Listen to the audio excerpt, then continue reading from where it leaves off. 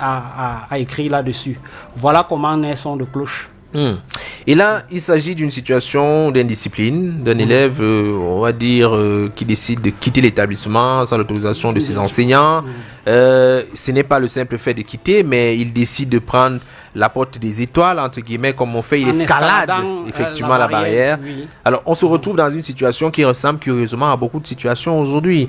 Il faut contrôler les enfants, mais comment faire le distinguo entre rigueur et méchanceté? Justement, le contrôle est a priori. Parce que nous avons, la ministre a même prescrit dans les établissements les caméras de surveillance. Mais il est difficile de couvrir le périmètre de l'école avec les caméras de surveillance. Dans les endroits où il y a la lumière. Oui, dans les endroits où il y a la lumière, oui. Il faut encore bien le préciser.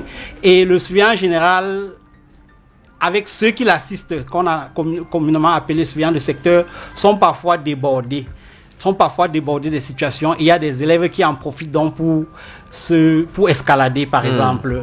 C'est le cas de Kassongo. C'est le cas de Kassongo. Qui quitte l'établissement très vite après la pause. Et ici, ce qui est important, ce n'est pas la faute commise, mais c'est comment ramener l'enfant. C'est comment ramener l'enfant pour qu'il ne commette plus ce genre d'erreur. C'est en ça que ce conseil de discipline est spécial, parce que le plus important n'est pas de punir l'enfant, mais c'est de le ramener sur le bon chemin. On a ici, en lisant Son de cloche, donc, on a des pistes de solutions. Comment ramener l'enfant sur le bon chemin sans toutefois l'agresser, sans toutefois le frustrer. Et c'est pour ça que j'ai beaucoup apprécié aussi les propos de Coriane, surtout citoyen. Oui, qui a décidé de commencer son travail à la base, parce que c'est ça le plus important, commencer à la base. Puisque quand on dit qu'un arbre est déjà tordu, c'est difficile de le redresser. Mais quand elle va à la base, elle a l'occasion de rattraper beaucoup de choses.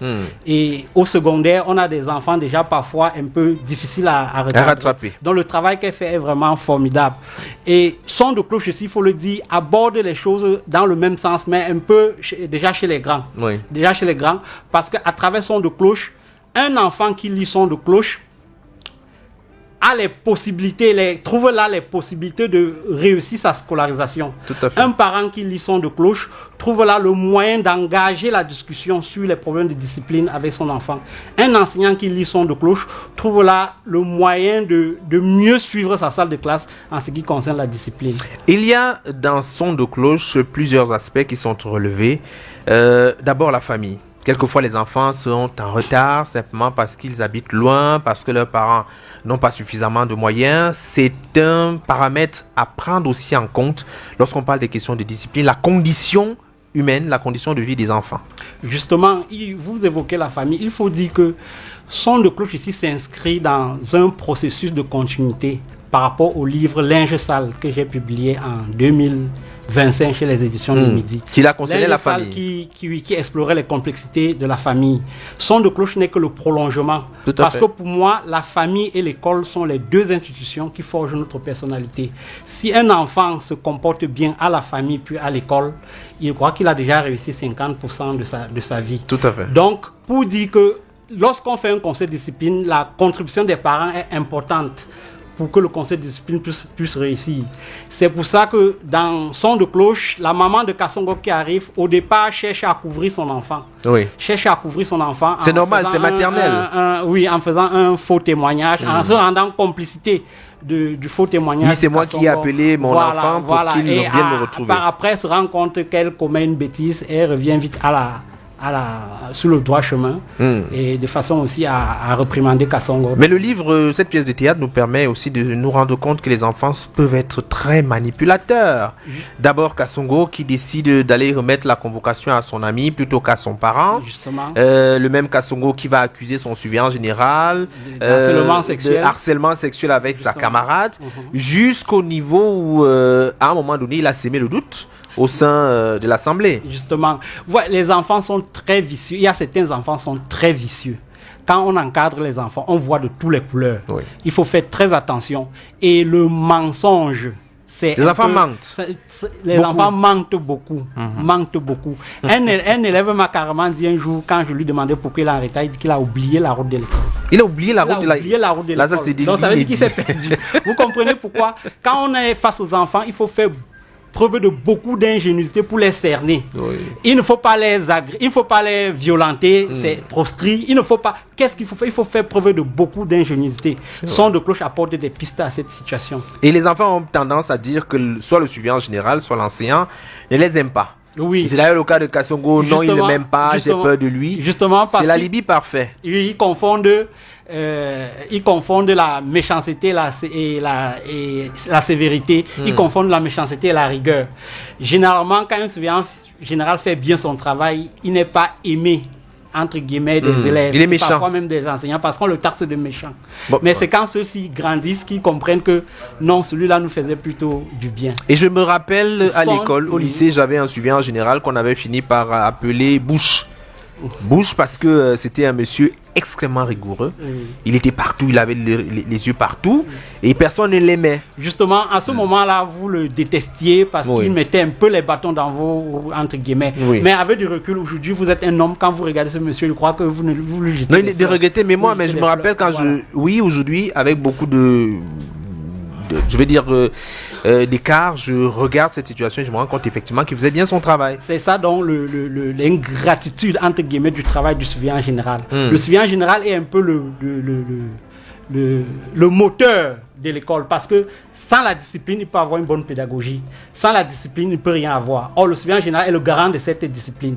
Ce faisant, il est mal vu des élèves, il est mal vu même des enseignants qui essaient parfois de rappeler à l'ordre. Ici, je mets bien le surveillant général au centre de cette situation où parfois il est accusé de tout le monde. Il est accusé de tout le monde et il faut qu'il fasse preuve de beaucoup de professionnalisme pour montrer que ce qu'il fait est ce qui doit se faire pour que la société avance bien. Et l'histoire que les auditeurs, potentiels lecteurs vont lire, c'est une belle histoire, riche d'enseignements. Est-ce que quelquefois quand même les surveillants ne harcèlent pas nos jeunes filles?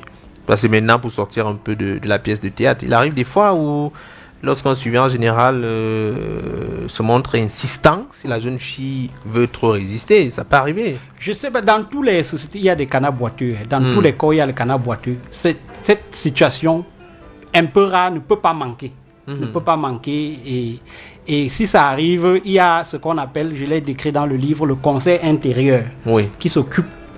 Le conseil de discipline s'occupe des élèves, le conseil intérieur s'occupe des enseignants, du personnel, si on peut le dire comme ça. Donc voilà, quand il y a des écarts de comportement de la part du personnel, ces histoires sont traitées au conseil intérieur. Est-ce à dire que les parents qui sont parfois convoqués au niveau de l'établissement ne doivent pas se présenter en avocat de leurs enfants? La situation, quand ils viennent a priori en avocat, ça pose un problème parce que c'est difficile de cerner la vérité. C'est à partir de la vérité qu'on doit pouvoir corriger l'enfant. Si tu viens en avocat, en bon avocat, ça va. Le bon avocat, c'est-à-dire celui qui va faire le bon témoignage pour qu'on puisse recenser la faute que l'enfant a commise et savoir comment le corriger. Mais si tu viens dans l'optique de couvrir ton enfant, juste seulement parce que tu as peur qu'on va l'exclure, tu as peur qu'on va le punir, ça va gâcher le diagnostic et si ça gâche le diagnostic, ça va gâcher le traitement, si on veut parler dans le jargon médical. Alors, dans la pièce de théâtre, ici, la fin est plutôt heureuse, quelques sanctions, l'intégration dans un club de théâtre. Est-ce à dire qu'aujourd'hui, il faut lever un peu le bras en termes de sanctions? Est-ce que les punitions, si elles sont trop lourdes, peuvent avoir notamment des répercussions sur le cursus de l'élève? Là, je me positionne dans le schéma du fait qu'il faut un peu du ludique dans ce qu'on fait. Il faut un peu il faut prendre des choses, il faut enseigner en s'amusant. Il faut corriger en s'amusant. C'est là où la leçon passe plus. Si on veut rester dans le cadre... On est à l'école, ça marche comme ça. Parfois, ça perd un peu de flexibilité. Un peu de flexibilité. C'est pour ça que l'œuvre se termine dans un chant. Un chant qui rappelle à l'ordre, le fameux chant que nous connaissons tous le jour des résultats. Les larmes vont couler. Il y en a qui n'aimaient pas beaucoup la chanson. Voilà. Parfois, oui, parce qu'ils étaient très souvent vers le côté de ceux qui avaient les larmes qui coulaient. Voilà, donc dans cette ambiance-là, tout le monde danse parce que Kassongo a compris la leçon. Il revient au bon sentiment et on fait ce chant pour pour sceller le nouveau pacte. Oui. Pourquoi Kasongo? Parce que le nom est très populaire en ce moment, désigne souvent un individu qui fait des choses un peu bizarres. Voilà, qui fait des choses bizarres, mais si pour ce clin d'œil, vous l'avez.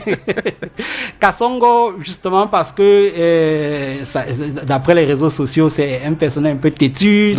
Il est parfois symbolisé par un rhinocéros, on le connaît un peu têtu. Et aussi Kasongo, surtout pour le plan marketing, puisque c'est un nom qui est un peu à la mode aujourd'hui. J'ai voulu choisir ce nom juste pour... Alors, Joseph Fameunieux, le livre est là, la pièce de théâtre, mais on a bien vu qu'à l'intérieur, c'est bien meublé de didascalies. On espère quand même un de ces quatre voir jouer cette pièce, peut-être même dans les établissements scolaires pendant les périodes de 11 février, clôture d'année scolaire et tout. Justement, vous me faites un bon clin d'œil. Je vous ai dit que je suis encadreur de club de théâtre. Vous comprenez bien que on ne peut pas manquer de jouer. Mais il faut bien jouer. Son de cloche au lycée classique moderne de Kaélé dans le cadre des activités culturelles liées à la jeunesse, par exemple. Donc, le club de théâtre que j'encadre à Kaélé a l'habitude de jouer les pièces de théâtre des autres livres, Trois prétendants, un mari, comment je vais dire, le tam-tam de... Ça m'échappe un peu. Donc, on ne peut pas manquer de jouer. Il faut intégrer. Moi, je crois que c'est très actuel. On va le jouer. Et puis, il faut dire que son de cloche, c'est au-delà de la littérature. Son de cloche, c'est un plaidoyer contre la violence en milieu scolaire. C'est un miroir tendu à la jeunesse. C'est un appel à l'obéissance joyeuse et au respect des guides qui nous façonnent. Donc, en jouant son de cloche, on fait que le concept est approprié par les élèves eux-mêmes et c'est déjà un message aussi pour facilement transmettre les notions de discipline. On imagine bien que le livre est également disponible à Yaoundé, un peu partout. Justement, le livre est disponible à Yaoundé chez les éditions de Midi. Et pour avoir le livre, vous pouvez aussi contacter le numéro 6 75 54 89 10, le 6 75 54 89 10 ou le 6 99 54 86 22. Il ne me reste plus qu'à vous dire merci d'être passé.